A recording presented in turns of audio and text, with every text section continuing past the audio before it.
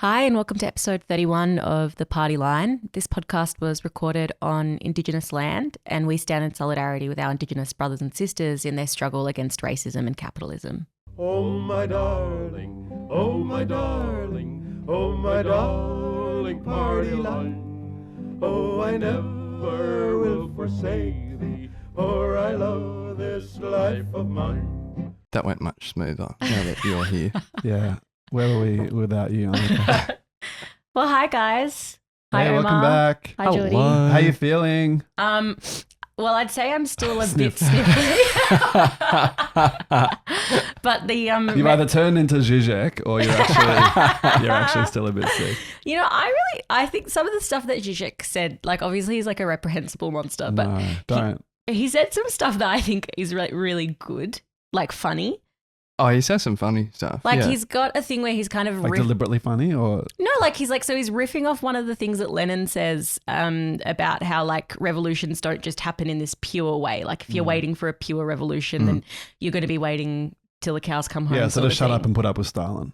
Well, no, he's like, it's like this big attack on, it's like shut up. Now I think about it, but it's like these liberals, you know, they want coffee without the caffeine. They want chocolate without the sugar, you know what is going on, but it's good. So you're basically aiming for that this ep? Yeah. Cool. I've always said that I've kind of wanted this to be a version of like the dirtbag left kind of podcast world. You but have been saying that, yeah. we're actually just too politically like Correct. This is We actually Anneke's war on woke.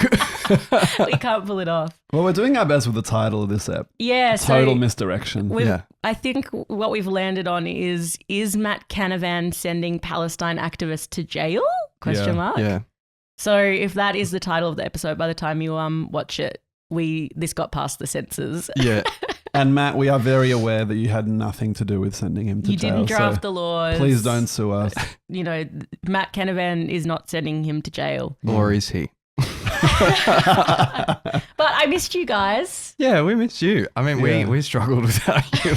I mean, Jazz was great, but yeah, the rest of us really. Yeah. If you're a patron, I put a little like new episode up, and in the section for people who are supporters of the podcast, a little blooper clip of these guys really struggling to start the episode. Yeah. Yeah, we do maintain our commitment to release all serious content for free, but some stupid stuff can be hidden behind locked doors. And the best part is like there's these like the video, I only put a clip in it, but there's like they sent me a video that went through a couple minutes, and there's just moments where they're all just sort of staring like, so what do we do next? Yeah. So that was nice. Yeah, we needed someone to keep the flow. But I sent a message to some of my friends this morning, like, oh, I'm scared to go back into the real world. Like, sorry.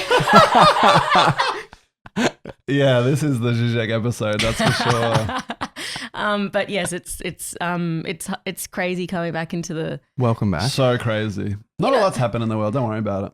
Well, I like watched some TV while I was sick because we do a lot of stuff.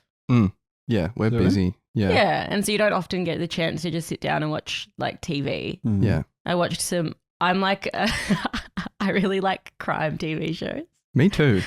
I watched a lot of Prime Everyone Suspect. on the right left seems to love them. But the thing I did watch that was a bit more serious, because I'm doing a talk at the Marxism conference this year about sort of like violence against women and oppression and stuff like that. And so I sort of told myself I was like studying for my talk. Nice. And I watched the Louis Theroux documentary on the manosphere. Theroux. You watched it too, Jordan. Yeah. What'd you think? I mean, like, it wasn't exactly groundbreaking No. or anything. It was just like, this is I'm just going to let the manosphere guys talk for a bit and just not say anything. Yeah. Because it's just like tweets in docu form. It's tweets in docu Like form. just everything they say. Just yeah, in totally. catchphrases and stuff. But like the thing is, because Louis Theroux, he has that style of interviewing where he doesn't say much. He just lets people talk, and people think it's like a really cutting sort of interview style because it's like, oh, he just gives them enough rope to hang themselves. Yeah. It's like true on one level, like, but also not true because these people live stream for 7 hours a day. Yeah. So like all of Is their that the content. secret to being popular? Yeah, Shall we just put set in up? the comments if you want Omar to live No, not stream me. for 7 No. hours a day. Nah, I got things to do, but we could just like have a permanent thing happening in this room. We could do shit. Yeah, that'd be good. Yeah. No, please no. But like the thing that really there was two things that really pissed me off about the documentary, and they're particularly things that Louis Theroux did, because like obviously like HS Tiki Toki is going to be a piece of shit, but Is that a real person? That's his name. Wow. Harrison someone or other. But Louis Theroux, he's like, it seems like the thing that he gets the most outraged about what these men are like is that they practice one-way monogamy. Yeah, So, like, I think that was, I don't know if he was even the most outraged by that. I just think it was that's something that he could relate to, and there was like occasionally like the women that were relevant to that conversation were there, so he could like follow it up. Yeah, so he's being credited with like breaking up one of their relationships because like one of the guys, Myron, he is like, oh yeah, in the future I want multiple wives, and then Louis Theroux's like to his partner like, oh, is that like what you want? Anyways, but it's like because his wife was there and she was obviously uncomfortable when he said that. But it's like it's basically in the documentary the only time where Louis Theroux actually talks about what the impact on women might be, and he's like, so you sleep around but she's not allowed to, like it's mind-blowing to him, like this is kind of one of the worst things they could do in their interpersonal lives. And then the other thing that I really detested about it was that he blames it's like, it's crazy, it feels stupid to even say it, but it's like Louis Theroux's like, yeah, these men have a lot of trauma, like they grew up in single mother households and that's why they're right wing. They just didn't have good male influences in their Literally, life. it's like if they had strong male influences, they would have turned out okay. I mean, they do. Like, that's not what Andrew Tate is. What? A strong male influencer. I mean, you know, say what you like about the guy. He's definitely male. And he's definitely strong. Certainly is, yeah. Yeah, and he's an influencer, so. Yeah. So, I don't know. People can watch the documentary and tell me what they think, but I'm kind of... It sounds like 2 hours of your life you probably could have back. Definitely. Yeah. I mean... You could just subscribe to their Telegram channel. Well, true. That's what they suggest. Yeah. But like, because I think the most interesting thing about the manosphere thing is there's the rampant misogyny, like it's so disgusting. And obviously like, and this is one of the things that he doesn't talk about is just like, what is the impact on young people in terms of just like gobbling all this shit up. But it is the thing of like, this is just such a pro-capitalist like world.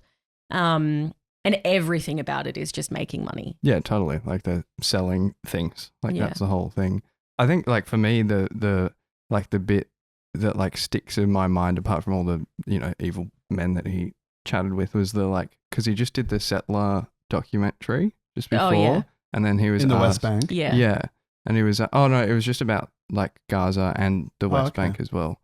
Yeah, he talks to one of the women who's like the architect of like the most evil person. Yeah, like settlers going in, taking land in the West Bank. But then it's like how they want to do the same thing in Gaza. Yeah. And then so he's asked like on his documentary, and he leaves this in, like, is Israel committing a genocide kind of thing, and he just like stumbles around. And it's like like the right wingers are manosphere guys are trying to do a gotcha on Louis Theroux. They've got two things, which is like, you were friends with Jimmy Savile. He wasn't friends with Jimmy Savile, but he didn't really do a good job in his first documentary on him, like attacking him. And then they're like, do you think Israel's committing genocide? Do you think Israel's committing genocide? So the manosphere people are interviewing Theroux in this point. It's just like back and forth. And like, they're actually like anti-Semitic. And he just can't like. Oh, so they're against Israel. They're major because they're racist. The Tucker Carlson wing of the world, right? Yeah. But it's just I feel like there's enough about Theroux. Okay. Look, fair. I know you guys have just watched it. I think maybe if you'd watched the documentary as well, I know you might have some stuff for us. I mean, he interviewed Bob Villain, which is kind of cool, right? That was him. Oh, yeah. Yeah. So that's probably on a podcast. Okay. Actually, no, before we move on, there's been something quite funny on TikTok, which is like a bunch of men being like, guys, I just watched the Louis Theroux documentary. This is bad. Like the manosphere could be bad. I think it's funny. Well, maybe he's having an impact on the boys. That would be a step forward. Well, should we do some headlines? Some things that have been going on? What's going on? Well, there was this from the Herald Sun. Earning $100,000. Your Melbourne home options are vanishing. They've been vanishing for some time, I think. Yeah, thanks, Herald Sun. Yeah. Cheers. But it is grim. Like I think about $100,000 and I'm like, wow, what an income. I know. But it's just not a possibility. Yeah, it's concerning. It's bad. And, there's going to be all of these like Atlassian, tech workers now who've lost all their jobs because of the AI boom. So there's going to be like this layer of white collar workers in Melbourne who are used to a high income who are no longer going to have any jobs. What's going to happen to them? What's going to happen to all those rentals? Maybe they'll start a revolution. Yeah. Hey, those Paran rental people, they're okay. Yeah, they're just people who grew up in Dandenong or like Pakenham and want to get out of there, but obviously can't afford. If you rent in Paran, like you're our people. We're fine with you. You're good. Sure. My cousin did that. No, I stand with those people. This one's a particularly bad one. Fits with the theme of Queensland. Queensland police sued after officer caught describing Indians as perverts while investigating rideshare driver. Insane. Yeah, the story of this is that some random person put in a complaint to the police because they're walking past and saw an Indian guy in the car, gesturing with his hands, and accused him of masturbating. And the complaint, I can't remember the words, but it's something like, can we get the quote so I don't say something? Here we go. You fucking Indian dog, you shit on my country. He's a pedophile. Get him the fuck off our street. So this guy's clearly a far right racist creep who's made the complaint. Yeah, so that's from the resident who's like called the cops. That's from the complainant. Jesus. And then the police take this complaint seriously, investigate it for a year. What? Escalate the charge from like one thing to a much more serious thing. Yeah. And then now they've just both been thrown out of court because the witnesses didn't want to come in and actually provide evidence for their rubbish. Wow. And then the guy, thankfully, the man, is now suing the police force for harassment, whatever. And it comes out that the cop who oversaw this whole process is in fact themselves a massive racist. Great. Yeah. And it's really like the article from the guy, it's really devastating reading the man, like the way that he talks about it, because it's like this complaint, this fake, false, racist complaint has led him to be like socially isolated and he lost his job. Yeah, kicked out of his community. He lost his study. He's now visas in question. It's just horrific. Yeah. So hopefully he gets his payout because fuck the police. Yeah. But maybe back to the sort of area of Paran and Tookak. Do you want to read this one out? Yeah. One Nation candidate says old money from Sydney and Melbourne is pouring into his by-election campaign. Yeah. So if anyone had any sort of doubts about One Nation being the party of the little battlers, guy. This One Nation candidate who called Julia Gillard, what did he call her? Like a non-productive cow or something like that. It was like, back in the day, has been talking about how heaps of money from Tookak and Woolhara have been pouring into his campaign for the Farrer by-election. And this guy's a serious capitalist himself. He was like a manager of the Australian Agricultural Corporation, which is one of the biggest kind of agribusiness kind of things in Australia. Serious big business. And so, this matches the picture we're getting of One Nation. As it's professionalizing, it's attracting serious representatives of capital. Yeah, like he should be a national kind of thing. Exactly. Yeah. So we're not talking like obviously the entire capitalist class, but like there's serious right-wing capitalists who are throwing in their weight behind One Nation, and this is the kind of creep that they put in. So why would he say that? Why would he? Well, listen to what he said. This is during the Gillard years. Things were insane. But I love the quote about him talking about the Tookak and Woolhara money, because he says, that's not just the mum and dad in the streets. That's Tookak and Woolhara. And the good thing with Tookak and Woolhara is they bring their purse with them. Well, that's the thing about One Nation. Like, they don't really pretend to be like populist, like pro-working class standing party. Up for the little guy. No, they just voted against the 25% tax on gas companies. Like, they're utterly reactionary, utterly pro-big business. I mean, she was a Liberal Party candidate, So, and like the closer that we get to things like the Victorian state election, like the more we're going to see like just a menagerie, like is that the word? Like a whole of different candidates, like from, the people who might have previously ran with like Trumpet of Patriots or whoever, but then Liberals. Also like, people who used to run with the Liberals or be big business owners or whatever, because there's like this legitimation that's going on at the moment with One Nation. And I think whole sections of the ruling class have just decided, that's the ticket. And if you're part of the ruling class, saying that you're getting money from Tookak and Woolhara is not like offensive. It Yeah, shows yeah. like we're Oh, serious. this is serious. We're real. Yeah, This is totally. us, you know? Yeah. And I think that's why Barnaby Joyce has joined. He worked out. Like the Nationals get 2% nationally. Yeah. Like the One Nation's polling at like 25% nationally or something. Yeah. So like he's now basically reproduced the National Party in policy platform. Yeah. But it's got a massive national reach, not just in a few random seats in the country, but everywhere. So they're guaranteed electoral success, you know, if they play their cards right for the indefinite future on the right. Yeah. So it's a massive upgrade on the National Party. And yeah, it wants to be respectable. It doesn't want to be just, you know, like the Farrer by-election, they have a real chance of winning. There was like, I think I read there was like 200 people who nominated to be the candidate. A lot of them would have been the usual freaks and geeks that the One Nation people attract. Yeah. But they just said, no, we don't want any of that. We're going for a good, respectable businessman. Yeah. You know? Yeah. Well, this, I've felt sad for the right-wing press, you know, they've had to suffer through a lot. Like the Conservatives, the vote for the Liberals is tanking, you know, the National Party is in disarray. So there hasn't been that many, you know, moments of hope for them, but they've finally found a moment of hope. Yeah. And the commentary from Adam Cretan, at last, Coalition fields its best economic team in decades. Yeah. And it's a picture of Angus Taylor, Andrew Hastie, and Tim Wilson? and no, that's not Tim Wilson. You probably should have done your We research. should have done the before. research anyways. They all look Anyway, the they're same three to me. very smart looking white men. So they're very happy. Yeah. Is it like the Australian is just literally doing PR for these people? I mean, that's It's pretty much what they do. incredible. But it's so desperate. There was another thing I saw, which was like, if politicians won elections on their academic credentials, the Liberals would win in a landslide. And it's like, thankfully, that's not how the world works. I know the Australian would prefer the dictatorship. It does in most of the world, but No. we have actually won the right to vote in Not this a country. dictatorship, a technocracy. Oh, yeah. Come on, yes. get it Yes. Yep. And then I guess to lead us into the sort of meat of the episode, Matt Canavan and his glorious, glorious rise to power. You know, he Little Proud steps down, Canavan steps, you know, into the spotlight, glorious. And Barbecues, his jokes. first argument is that those Aussie Sheilas need to have more babies. That's fair enough, isn't it? What's wrong with that, Anneke? So this is a headline from The Age. Matt Canavan wants more Australian babies, but Australian women might just say no. And Why would they do that? I got to tell you, if Canavan told me to have a baby, I'd be like, fuck off, bro. It's actually a really good article. And it basically goes through why women used to have a lot of children because of their oppression, the lack of access to contraception. People were poorer, and so they used children as an economic kind of vehicle as well.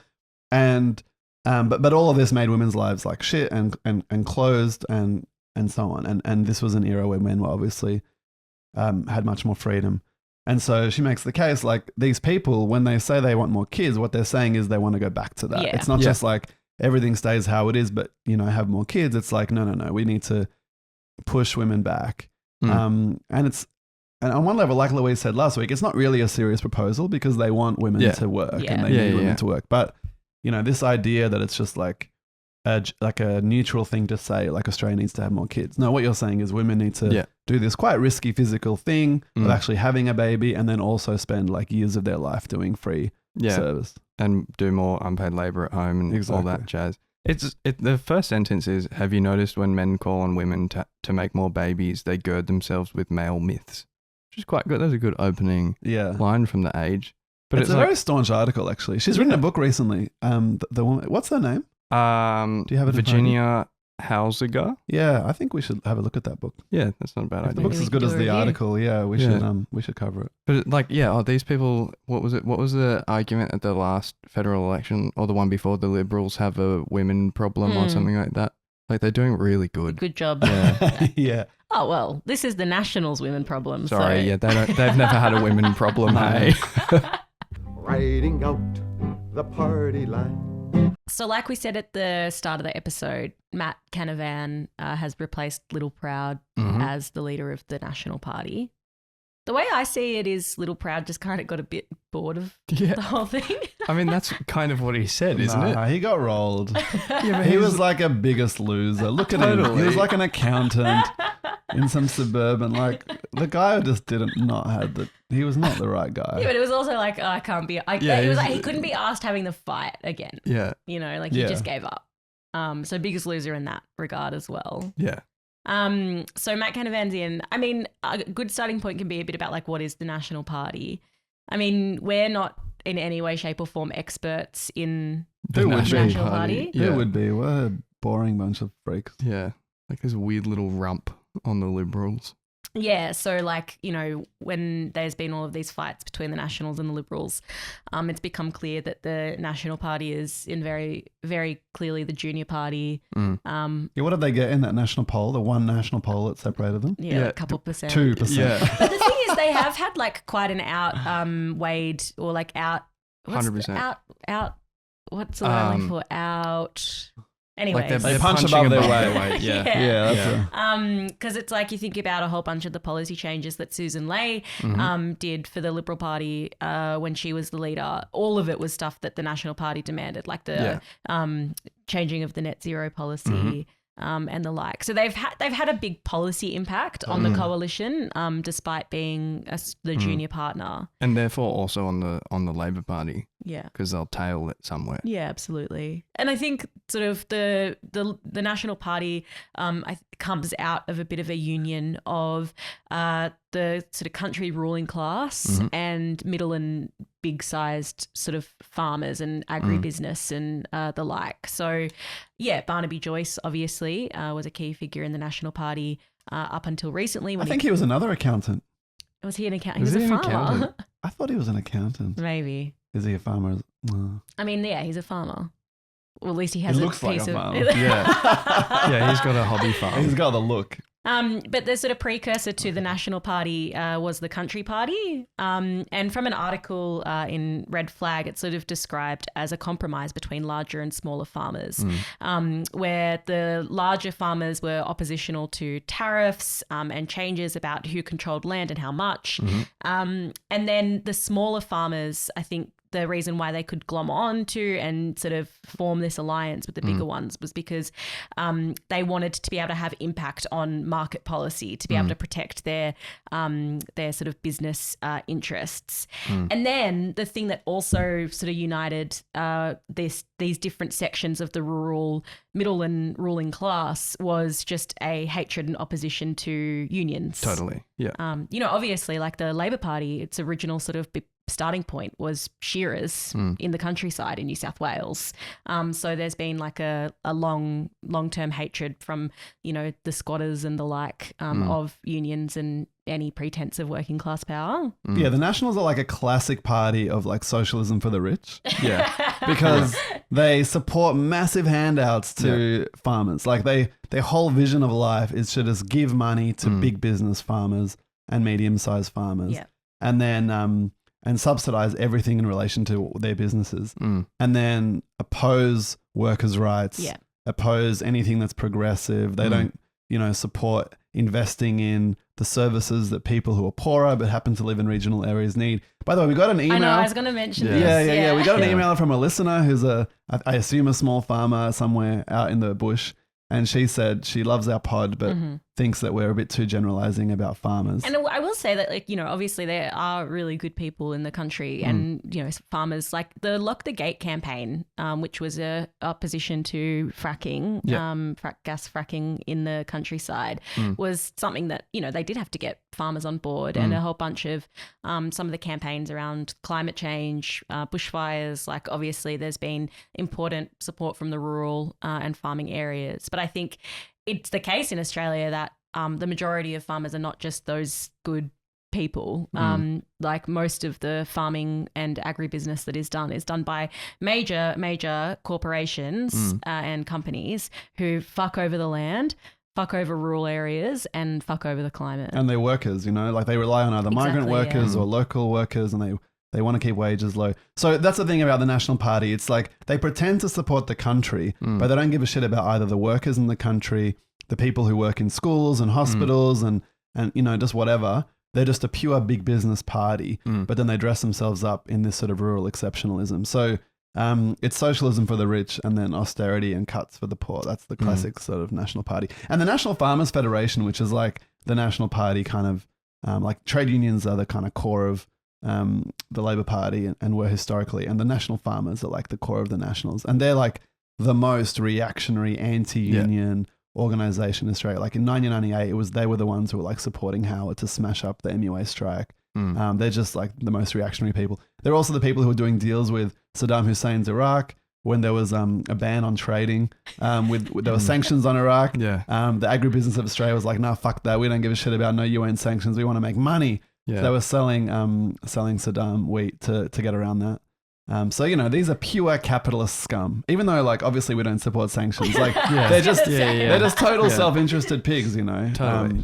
Couldn't give a shit about anything except their own power and profit. Yeah. And it's really annoying because sometimes they get painted with this like, oh, they're, you know, the agrarian socialists, they support state intervention and whatever. And it's like, they for them. Yeah, they do. Only when it's against the interests of the working class. Exactly. To support some rich people. So there's been obviously a lot of fighting and infighting between the Nationals and the Liberals, within the Liberals, within the Nationals. It's been very sad to watch. Trouble in paradise, some might say. And we've been talking a lot on the pod over the last couple of weeks and months about the crisis that has sort of befallen conservative politics and the way that, you know... crisis for some, I guess. Exactly, because Hanson and sort of Trumpist politics can really step in and fill that void. But I think, Canavan ascending to the leadership of the National Party is just another sort of reflection of ascending is a very grand image, ascending the throne. It's like it's more like he's like the last man standing. The night watchman. Except with a massive pay rise, etc. He'll make a lot of money out of it. But I think he's like the last ruler of a dying empire. So what we wanted to do with the episode, this segment, was basically just like a step through, you know, the world from Canavan's eyes. That's good. Yeah, I like that. So I wanted to start us quite close to the beginning, which is Canavan's days as a university student.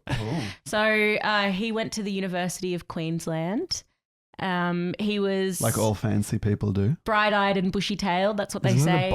Isn't Bond the fancy? Nah, Bond is for rejects. Like the real. I have no idea about Queensland University. UQ is like the home of like, everyone. Like it's like the Melbourne Uni, but even more prestigious. And if you want an insight into that, their market day, so their student union clubs and societies day, it takes place at the Great Court. So that sounds like Harry Potter. But I take us to 1998. Because Matt Canavan was he's a Marxist. Young Matt was a Marxist. He's a Marxist. Is that true? 1998. So he was wearing like a cap with a red star rather than a Nakubra? Cool. And, you know, maybe like a Che Guevara t-shirt or something like that. I had one of those, And so this is an article headline from the Australian Financial Review, Matt Canavan, a communist turned economist in a Bushy's hat. So, the hat sort of theme. But the article... An important motif in the country. The article says that he arrived to the Great Court in 1998, making a beeline for the Socialist Workers' Stand. There he spotted the Socialist Worker Party newspaper declaring John Howard a racist, and he took exception to this. So he's a Marxist, but he doesn't like John Howard being called a racist. He was obviously very intelligent from the beginning. And so this is Canavan talking, I didn't like John Howard because I was a Marxist at this time, but I don't think he's a racist. So I got into an argument and I thought, these guys are idiots, and I didn't sign up. Man, we just missed out on this incredible brain being in our movement. Imagine right now, he could have been like the Victorian Socialist candidate we could have had power for the rural areas or something like. No, obviously this guy was not a Marxist. Totally, because any Marxist worth their salt, that the line, would know that John Howard was a piece of shit. In fact a racist. You didn't even have to be a Marxist. Totally, You actually just had to be, a thinking, breathing, feeling human being. Exactly, and most of his supporters knew he was racist and backed him for that, and then his opponents thought he was and opposed him. Like, the Venn diagram of people who didn't think he was a racist is like pretty small. So then Matt Canavan steps through university, and it was during his second and third year economics classes where he discovered his new leader. Adam Smith. No, Milton Friedman. Oh, even worse. Yeah. Adam Smith has a bit of a social conscience, yeah. And at least Adam Smith was like, landlords are a bit shit. Yeah. And he took all the wrong lessons from George Orwell's writing, and that helped him become a conservative. And then he found his new leader. God. Yes. These things go together. It's Neoliberal beautiful. economics and God. That's the modern way, yeah. Wonderful. Did you find Milton Friedman at your God school? I did not find Milton Friedman at my God school. Oh, okay. Maybe you went to a better God school. No. I don't think so. Not enough singing and dancing in your one. They tend to be the real Milton Friedmanites. So Canavan, he clung on to God, and he has continued to, and so he has, taken on all of the trappings of conservative politics, and one of the key one is opposition to marriage equality. Can I just pause though? I've just been thinking about it. That story about John Howard is so wrong. What do you mean? I don't think that's at all plausible. That's what happened. Take us through it. Take us through your thinking. Take us through your thought process. I think that he probably flirted with the socialists for a while and then just drifted off like a lot of people do because they can't be fucked, and then later became a conservative and just had to explain his embarrassment. Totally, yeah. Like, and this is just a populist way, because he wants to be a racist now. It's actually it's a way of explaining why he was ever near the socialists. It's a good origin story. Well, it's just like I was naive, but then they were so stupid. And John Howard wasn't a racist. Like, they're the three talking points that come out of that story. It's a totally manufactured origin story. Totally, yeah. Like, because if you were flirting with the socialists or whatever in 1998, you would not be liking Howard. Totally. No. Like, that's just objectively not what everyone would have been calling him a racist. You wouldn't be like, oh, I like them, but I disagree with this little like major it just makes proportion no sense. of the rhetoric at the time. Like, sorry, Anneke. That's okay. I just had to come back to that. It's so artificial.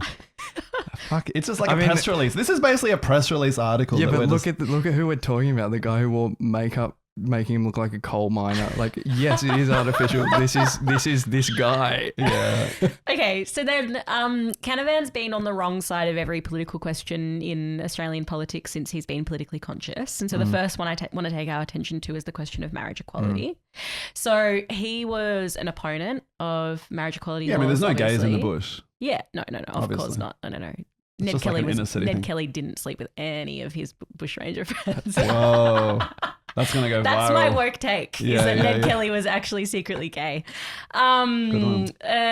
So he gets asked in an article about, like, can you acknowledge now that it wasn't the end of the world? There wasn't any Armageddon that came when gays were allowed to get married. And he says, no. There was an Armageddon. There was an Armageddon. And the Armageddon has been, I quote, a slow erosion of the importance and stability provided by the family unit in our society. So changing the definition of marriage to include gay couples, in my mind, was simply another step, not a dramatic shift, but a further step away from marriage being about children. So he's really obsessed with, like, baby making. White babies. So I think that, it's sort of sad if the only way that you can conceive of sex is like a child has to come out of it. Yeah, I mean, his former leader, Barnaby Joyce, was all about that. True. No sex. Well, actually, he did have a baby out of that extramarital affair. Oh, so. wow, there you go. So he's fulfilling his principles. Yeah. That's all It's right. very Opus Dei of him, like Dom Perrottet, 9 children. Totally. Kind of, I wonder how many kids Matt Canavan has. Does anyone know? Pop it in the I comments. feel if you sorry know. for every single one of them. Yeah. So then the next question he's wrong about, on the wrong side of, is the climate crisis. Yeah, beautiful. Can you tell me, Geordie, what you see on this photo of a truck in front of you? It's a truck. I mean, it's a ute. It's Sorry, that was an Americanism for me. They are very big utes. And it's got like stickers on it that says Queensland Coal, powering Queensland economy, and then on the back, this is the egregious part. yes, it says, and this is, what year is this? 2020. Yeah. 2020. So around a certain time, it says Black Coal Matters. So Yeah, it's These like people. absolutely fucking revolting. Yeah. Like this satirizing of one of the most important movements for racial justice in modern history to make an argument about why we need coal. And so the other thing that's in the truck, I don't know, or the ute, sorry, I don't know if you guys saw this, but is a picture of Bob Brown. Because at the time, Bob Brown was doing an ill-fated campaign of going around Queensland and sort of rural communities, making an argument for like a green transition and all the rest of it. So Matt Canavan obviously really hated that. So he's got a little cutout of Bob Brown supporting Queensland coal. But then, so obviously there was a bit of pushback around this Black Coal Matter slogan. And he says, it's a joke, and honestly, I think the Black Lives Matter movement, not to be confused with the statement, but the movement deserves all the ridicule coming to them. So far right, like just far right trolling from a long time ago. Like, the Black Lives Matter movement deserves ridicule. Totally, yeah. And it's interesting how he tries to like moderate it a little bit with like not to be confused with the statement. It's like he obviously really thinks Black Lives Matter. Yeah, that's a real passion of his. A Queensland 100%. National Party senator or whatever he was back then. So we have an extreme racist, and we also have someone who is like totally oppositional to the left. So you know, there's no sense of him his like Marxist past. So there was, and this relates to the climate thing, you know, the climate question has been quite a big feature through Matt Canavan's political history, being a national senator. He says, so there was a big climate strike movement in 2018, 2019, where students walked out of class in their tens of thousands across the entire country. And Canavan says about it, the best thing you'll learn about going to a protest is how to join the dole queue, because that's where your future life will look like, up in a line, asking for a handout, not actually taking charge of your life and getting a real job. That's so rich coming from a national. Like, yeah, what are you doing, bro? Yeah. The whole National Party is just giving like, dole to big asking businesses. for a handout from the government and the Liberal Party. Like, for fuck's sake. That's right. But he's made a bunch of good statements. Like, he's got the thing about Aussie. What was the thing? I just looked it up. We need more Australian babies. We need more Australian humour, more Australian jokes, more Australian barbecues, sometimes often fueled by fossil fuels. I mean, like, as far as right-wing populism goes, that's fucking lame. It's so bad. Like, yeah. Like, if you're going to say Australian humour, like, say a joke, Australian barbecues. Yeah, but like, he's just not funny. What even is an Australian barbecue? Like what even is that? You just call barbecues. Yeah, I think they're just a global phenomenon. Also, sometimes, often. Yeah. I know, a bit of grammatical issues, but you know, we probably do that on the pod, so definitely. Don't know if you can blame him for that. And then often fueled by fossil fuels. I mean, I think most barbecues are probably fossil fuel related. Yeah, I don't know that there's. So it's just not a very strong statement from a young leader. So then I think I'm really excited to see Canavan's approach to, you know, transforming the Australian political scene, the state of the economy. Rebuilding the Nationals. This is the thing that, you know, this guy's going to be able to do for us. And so just the other day, so the 6th of March of this year, Canavan had a op-ed in the Courier Mail. And his Twitter sort of introduction to it, there's a lot of anxiety about our fuel stocks, but the real issue is that we no longer produce as much oil as we used to. And so if we want real fuel security, we need to drill, baby, drill. Yeah, you mentioned the fracking earlier, and I thought about that earlier this week as well, how much politics have changed around this. Like, I think there is no way that campaign now would have the support that it did back then, because the politics of the right have changed so much. Like, I reckon this would be quite popular among the rural farming kind of communities, because it's all about energy independence. I mean, this is what America's doing. America's become a fracking powerhouse, all on the basis of like drilling, you know, like oil and gas reserves that are pretty dubious, but often environmentally destructive. This is where they're getting all their fossil fuels from. And I reckon this kind of campaign is where things are going to move in Australia as well. Totally. And you can see also some correlation in terms of the direction. Like, he's got the Donald Trump syntax with the randomly capitalized words, but also the like drill baby drill, like the Gina Reinhardt, like dig baby dig, or whatever the fuck she said. Like, we can see the direction. That's right. Like, cheers, thanks for this on March the 6th. Like, we know where the Nationals are heading now. Totally. Yeah. But the funny thing about Canavan is that he's basically becoming One Nation, but then his argument is, we're a party of government.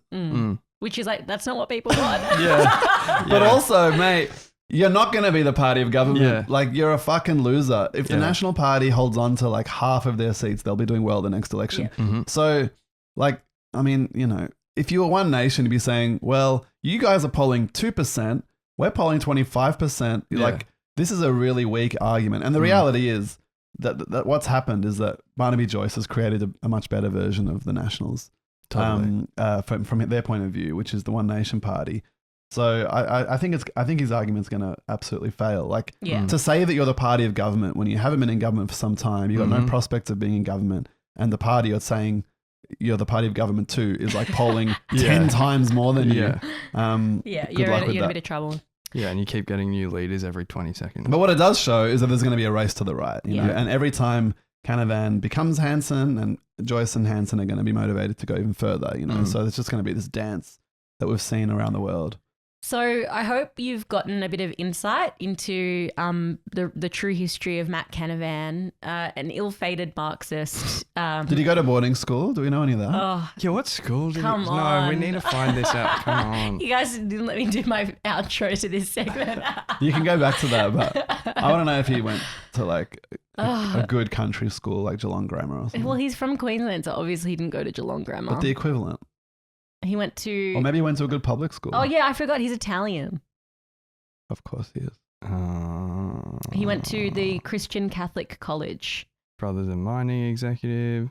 Oh, a good plebeian stock then. Yeah. Just an everyday bloke. Yeah.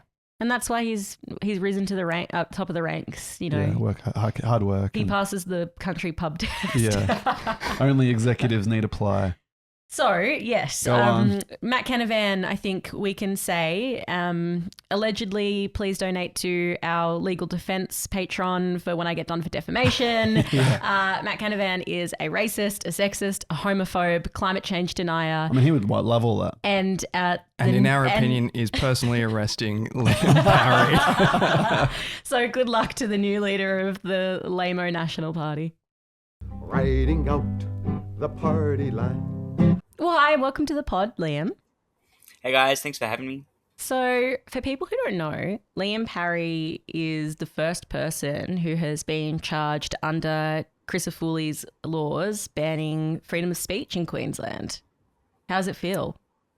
I don't really want to say it's a privilege, but I think it's actually a bit of a serious time right now for Queensland politics, and being the first person charged, it feels weird, but kind of unnerving in terms of what it means for Queensland, I think. I'm interested to know, like, if we say the banned phrase on the pod and you're in the podcast but you're in a different state, what do you think? Is there a legal grey zone there? Like, should we bleep out us saying...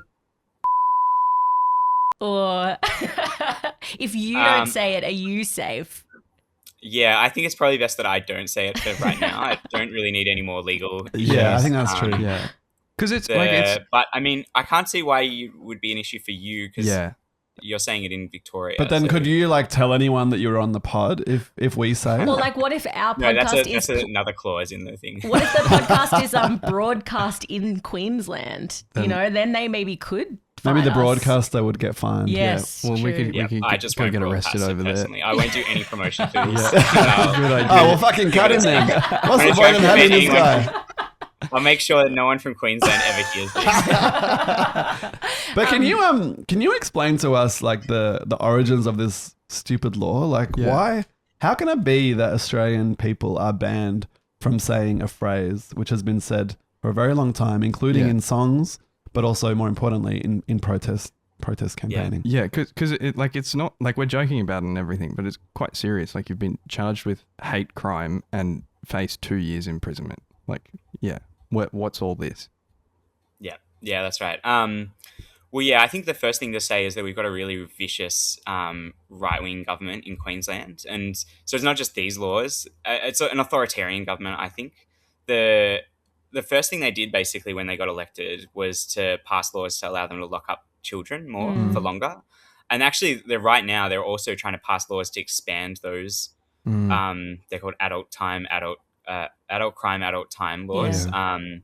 To literally say that you could lock up a child as young as 10 for life, for the charge of riot. So maybe that's something you want to talk about, at another point in the pod. But like so it's just a really vicious right-wing government. And in the wake of the Bondi killings, I think that they felt like they needed to one-up every other government in the country because it's the only LNP Liberal government. And can't let Chris Minns be like the pro-Israel hero. Yeah, exactly, totally. Like I think that was actually part of what they were thinking, and and so they initially actually passed laws that were even more extreme than this, like that would just allow them to ban any phrase that the Attorney General could just choose any phrase. And kind of in the wake of public opposition, they limited it to only ban Palestine phrases. So there's 2 phrases that I'm no longer allowed to say in this place. So so it's I think you guys know what they are the 2 ones that have been robbed from Liam Parry's mouths and all the other Can I ask, Queensland residents. What about Nazi slogans? Yeah, totally. Are they banned? Actually, they were asked specifically if they were planning to ban any more phrases, and that Crisafulli, the Premier, said no, that they're not. Okay, so you can say any Nazi slogan in history, and that's not a crime. But saying Palestinians should have freedom from the Jordan River to the Mediterranean Sea is illegal. That's the current status of politics in Queensland. Yeah, totally, yeah. And those are the 2 phrases as well targeted by Minns. Yeah. But at least when Minns did it, he was like, oh, we'll also pretend to target the Nazis too. There were, what's it called? It's interesting, the adult crime, adult time stuff and the banning phrases is this is what Labor governments are doing around the rest of the country.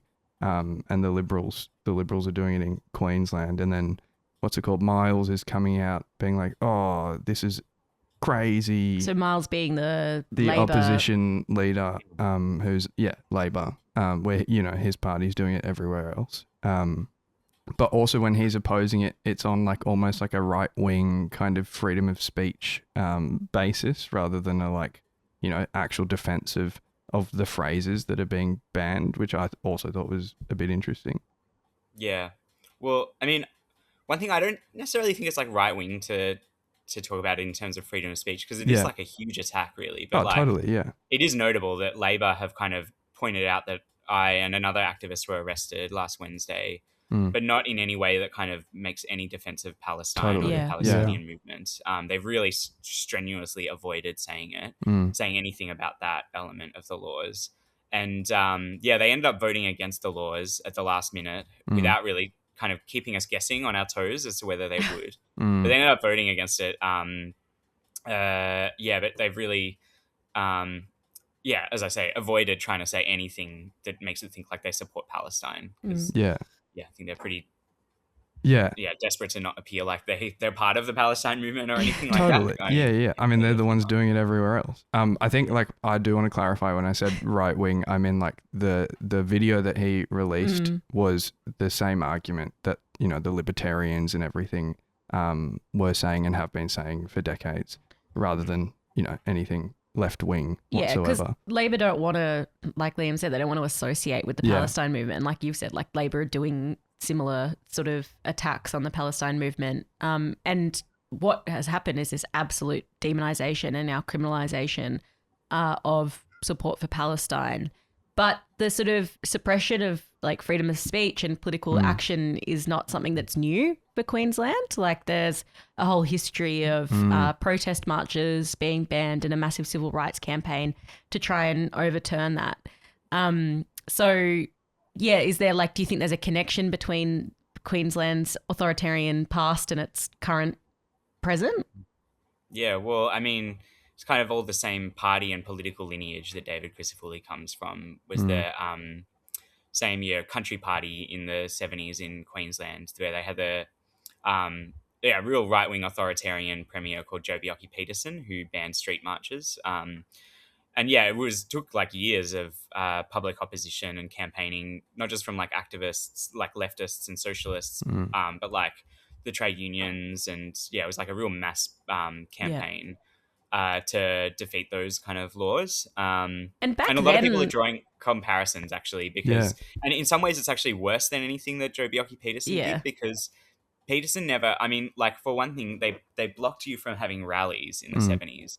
But this is like saying you can't say particular phrases anywhere in public, effectively, these laws. So it's actually broader in terms of the restrictions on civil liberties in a lot of ways. And one of the things that's sort of different again about today from compared to the past is that, like you said, there was quite a broad-based opposition to the Joh Bjelke-Petersen government and their attacks on civil liberties. Like I've seen photos of Labor politician George Georges, who was like quite, central to these rallies. But that was when there existed like a Labor left who were, could be pressured into and put into actually participating in campaigns. But now we've got mobilizing people and stuff. Yeah. Now we've got a Labor Party that is so committed and down the line support for Israel and uninterested and supportive of attacks on the Palestine movement. So it sort of makes resistance like yours, I think, quite important, because what are the ways that we're going to be able to challenge these laws? And as I understand it, there's a few sort of like potential like kind of legal avenues for, resisting this, like one on the basis of like it runs in contradiction to the Australian Constitution, which has an implied right to freedom of speech in the form of political communication, but then also educative purposes. But I think like any ways that we can sort of push back against these attacks are important. Can you tell us the actual just narrative of what happened on the day? Because I think people have only seen like snippets online and stuff. So what happened? What was the plan? What did you say? Did they immediately like storm the stage to grab you? Was like, just explain the whole process and what happened when you were arrested, all that. Well, like one thing that hasn't really been covered that much in the kind of news coverage of it is that when I woke up on Wednesday, the laws weren't in effect. So I wasn't actually expecting them to be in effect by the time of the rally. But literally, like, they were given assent by the governor, which is what I've learned has to happen for a law to go into effect. They were given assent by the governor. Because we're still a monarchy. Yeah. Yes, exactly. Yeah, royal assent. Very important part of the process. But they literally went into effect about like half an hour before the start of the protest. It's crazy. So, just in time, I guess, for them to be, tested and put into practice for our rally. And then, the rally, like, it was part of the student strike. So it was a nationwide protest that was organized in cities all around the country. So it wasn't like we just only organized this to kind of challenge the laws, but like it ended up becoming the first protest where the laws were in effect. So in terms of like the kind of narrative of the day, like it was a great protest and awesome. Hundreds of students like walking out of their classes and standing up for Palestine. And then we learn right at the start of the rally that it's now been illegal to say probably the most common phrase of the Palestine movement. It kind of felt like there was a lot of emotion and anger and stuff about that, which I think is right. Like, and then, we heard from a few speeches about not just the laws, but like, the kind of expansion of the war into Iran and Lebanon. We heard from a Green speaker talking about the kind of, threat to civil liberties and stuff. And then at the end of the rally, as part of, I was emceeing, like chairing the rally. What's your rap name? Elp has the lion. I'll tell you guys later. Right at the end of the rally, I kind of talked about the slogan, told people what it meant, talked about kind of what an outrage it was that this has been, banned and restricted, and that like, it's not just an attack on like on the one hand, it's a serious attack on civil liberties, but it's a direct, like these laws directly target the Palestine movement. And so I wanted to tell people what the actual phrase means, why it's not a bigoted or violent or like, you know, like racist slogan, which is what the kind of government alleges. There is actually one that's about freedom and liberation. And so as a part of that speech, I did say the phrase.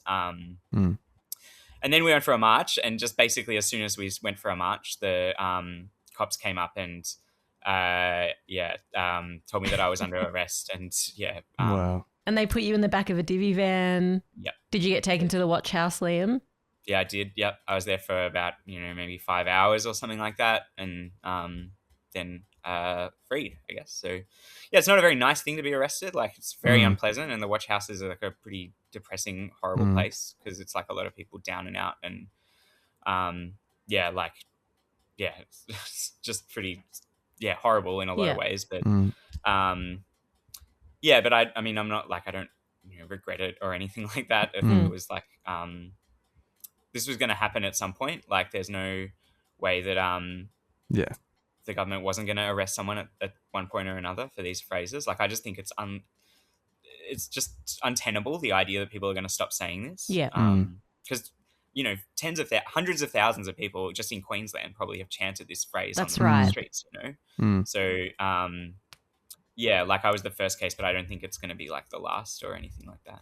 And I think over the last 2.5 years, there has been a consistent and concerted effort to try and suppress the Palestine movement and make people feel underconfident or question if it's right to come out and protest for Palestine in increasingly sort of authoritarian ways. First, the constant media demonization. Then there was the case in Melbourne where Palestine activist Hash was arrested for saying a phrase and convicted in the VCAT, I saw that. What a disgrace. Yeah. Local courts. And then there's been obviously the federal hate speech laws that have been passed, which can put people in jail for 5 years for saying words. And the Royal Commission has adopted the IHRA definition. That's right. Which includes, as part of the examples, criticisms of Israel as anti-Semitic. That's right. So, but then at every point, there has been people who have said, well, we're not actually going to take this. So, 300,000 people march across the Sydney Harbour Bridge. Tens of thousands of people continue to come out for protests across the country. There's been national days of protest, and now there's a case where you and another activist, said, well, we're not actually going to take what's going on. And so I think you're right. We're going to see much more resistance to what has become the new normal, i.e. the authoritarianism and the attacks on the movement. Yeah. So, we've launched a sort of national campaign to highlight this case and basically try and build opposition to the laws and destroy them. Can you tell us how that's going? Like, what's the response been in Queensland, and are you getting messages of support from elsewhere, and kind of what's the plan moving forward? Yeah, totally. Well, I am getting heaps of like messages of support and seeing like heaps of, the footage has kind of gone viral on a bunch of different like pages online and stuff. It was on Al Jazeera and stuff. Yeah, totally. So that's like really, I think heartwarming, and like really, great to read those and see that kind of solidarity coming from all over the place. There's like a whole bunch of things I think that we want to do about this. I mean, firstly, there's like the legal question of like challenging it, and there's someone mentioned before, it's like there's the prospect of a constitutional challenge, but also just on the basis of the laws in Queensland, there's like a whole bunch of ways to challenge my charges, and a whole bunch of reasons why the Queensland government should really drop the charges, because even on the basis of the laws that they wrote, it's not actually clear at all that I broke them, because it's about the laws say you have to like harass and like intimidate people basically, and there was nothing about my speech that did that. So that's one thing. And I think, so there's like a nationwide open letter that's been shared around a little bit to kind of say drop the charges and overturn the laws actually as well, because it's just a disgrace that they're even in place at all. Totally. And they can't be allowed to stand really. Like like it would be crazy actually if they did remain in place, given what a direct attack on freedom of speech it is, and also on a mass movement like that's involved millions of people across this country, in one way or another being a part of a pro-Palestine movement. To have these laws then stand would be pretty shocking, I think. So there's a national open letter that's being shared. And then in terms of other stuff, like for my case specifically, I'm going to have a court date on the 8th of April, and I'd love to see some supporters out the front of the courts. Then I think we'll have some kind of public response to the first date, and then I guess I think it's also just all linked with people getting involved in the Palestine movement though as well, and not just about my case and these laws, but there's a protest coming up in Brisbane on Palm Sunday, which I think should be really big, and part of that should be about opposing these attacks on freedom of speech and civil liberties. And so I think that I really wanted to be, hopefully this is a thing that not just that people stand up for civil liberties, but actually that people get involved in the broader Palestine movement, because just the atrocities are just still kind of ongoing and worse than ever, really, in Gaza and totally throughout Palestine, and the Middle East. So I think it's really important that there's a whole bunch of things related to my case and the laws, but I really hope that this is a first step for people to actually get involved in fighting for Palestine as well. Totally. Yeah, and I think you're right. Like it could be because we keep seeing just all this like it's perfectly legal to support a genocide, say that you support a genocide, send bombs and weapons to countries doing genocide, and then you look at the government's repression of people being like, I reckon that's bad, opposing genocide, and it's just every step of the way the government is trying to repress this, and like people are still coming out, people are still mobilizing around this issue. And like it has been socialists kind of leading the way in every state, like Josh Lee's in Sydney, yourself getting arrested in Queensland. Like it's like people are still mad about this, and I think this has the potential to outrage people to want to do something. And I think if that is you should do something. Totally. Yeah. Totally. Well, thanks so much for coming on the podcast, Liam. It's been really good to have you. And like Geordie and yourself have said, if you're angry, if you're outraged, now's the time to get involved with the movement. Go support Liam at court, go to the Palm Sunday protest, whatever city or town you're in, find the next demonstration for Gaza and keep up the fight. Yeah, thanks guys. Free Palestine. Nice. Riding out the party line.